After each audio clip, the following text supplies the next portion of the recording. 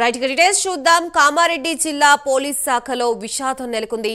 సదాశివనగర్ మండలం అడ్లూరు ఎల్లారెడ్డి పెద్ద చెరువులో దూకి బిక్కనూరు ఎస్ఐ సాయి కుమార్, కానిస్టేబుల్ శృతి, బీబీపేట మండల కేంద్రానికి చెందిన మరో యువకుడు నిఖిల్ ఆత్మహత్యకి పాల్పడ్డారు.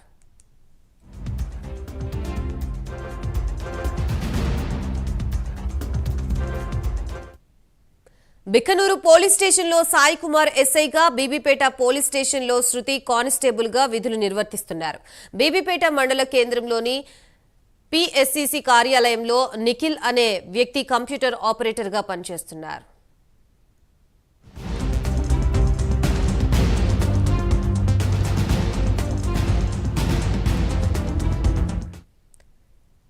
కామారెడ్డి జిల్లాలోని బిక్కనూరు ఎస్ఐ సాయి కుమార్ 2 రోజులుగా కనిపించడం లేదు. బుధవారం సాయంత్రం బీబీపేట పోలీస్ స్టేషన్లో కానిస్టేబుల్ గా పనిచేస్తున్న శృతి ఫోన్ కూడా పనిచేయటం లేదు. ఎస్ఐ సహా కానిస్టేబుల్ ఇద్దరి ఫోన్లు స్విచ్ ఆఫ్ రావడంతో పోలీసులు ట్రేసింగ్ చేయగా సదాశివనగర్ మండలం అడ్లూరు ఎల్లారెడ్డి చెరువు వద్ద ఉన్నట్లుగా తేలింది. ఈ ముగ్గురు వ్యక్తిగత విషయాల కారణంగా ఆత్మహత్య చేసుకుని ఉంటారని అనుమానిస్తున్నారు.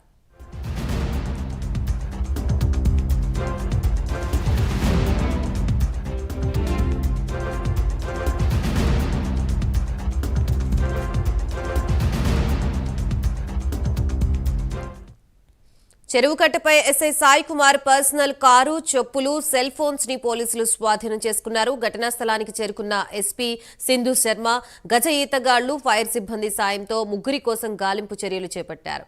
మహిళా కానిస్టేబుల్ శృతి, కంప్యూటర్ ఆపరేటర్ నిఖిల్ మృతదేహాల్ని చెరువులో నుండి వెలికితీశారు. ఎస్ఐ సాయి కుమార్ కోసం గాలిస్తున్నారు.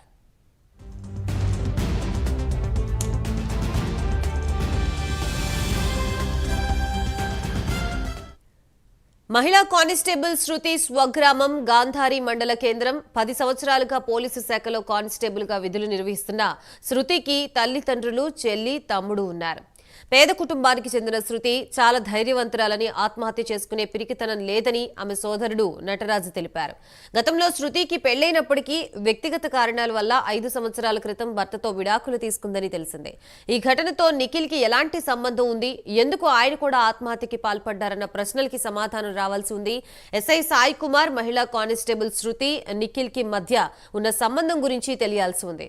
ప్రస్తుతం ఇదే అంశానికి సంబంధించి మనకి పూర్తి సమాచారం అందించడానికి మా ప్రతినిధి రాజేష్ సిద్ధంగా ఉన్నారు. రాజేష్, గాయత్రి, కామారెడ్డి జిల్లాలో విషాదం చోటు చేసుకుంది.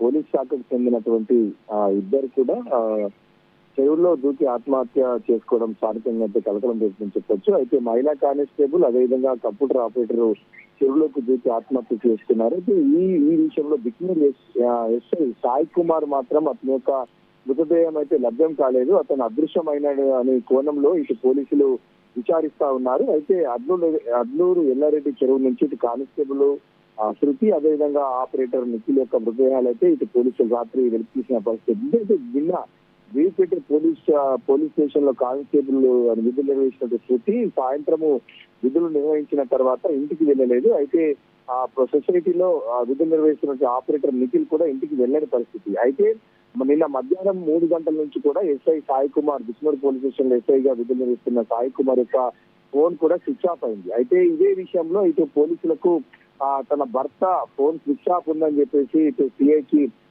ఎస్ఐ సాయి కుమార్ భార్య ఫిర్యాదు చేయడంతో ఫోన్ నంబర్లను ట్రేస్ చేశారు. అయితే ముఖ్యంగా శృతి, ఎవరైతే బీబీపేటలో కానిస్టేబుల్ గా విధులు నిర్వహిస్తున్న శృతి యొక్క ఫోన్ సిగ్నల్, అదేవిధంగా నిఖిల్ యొక్క ఫోన్ సిగ్నల్స్ కూడా, అదేవిధంగా సాయి కుమార్ ఫోన్ యొక్క సిగ్నల్స్ కూడా ఈ అడ్లూరు ఎల్లారెడ్డి ప్రాంతంలో ఒక లొకేషన్ ట్రేస్ కావడంతో పోలీసులు అక్కడికి వెళ్ళిన పరిస్థితి. అయితే అక్కడికి వెళ్లి గజయిస్తగాను ఫైర్ సిబ్బందితో కూడా మొత్తం రాత్రంతా రిస్క్ ఆపరేషన్ చేశారు. ఎస్పీ సింధు శర్మ ఆధ్వర్యంలో రిస్క్ ఆపరేషన్ చేశారు. అయితే ప్రస్తుతం అయితే ఇద్దరు మృతదేహాలు అయితే లభ్యమయ్యాయి. అయితే చెరువు గట్టు మీద ఎస్ఐ సాయి కుమార్ యొక్క పర్సనల్ కారు, అదేవిధంగా పర్సు లభ్యమైంది. అయితే ఇద్దరు ఎవరైతే నిఖిల్, శృతి యొక్క ఫోన్లు లభ్యమయ్యాయి. అయితే ఎస్ఐ సాయి కుమార్ యొక్క ఫోన్ అక్కడ లేదు. ఇదే విషయంలో పోలీసులు వేరే యాంగిల్లో కూడా దర్యాప్తు ముమ్మరం చేశారు. అయితే గత కొంత కాలంగా ఎస్ఐకి కానిస్టేబుల్ శృతికి మధ్య వివేకర సంబంధం ఉన్నట్టు ప్రాథమిక అంచనాకు వచ్చారు పోలీసులు. ప్రస్తుతం అయితే ఆ ఎస్ఐ సాయి కుమార్ కోసం అయితే ఆ చెరువులో అయితే గజంతో గాలింపు చర్యలు అయితే చేపట్టారు గాయత్రి.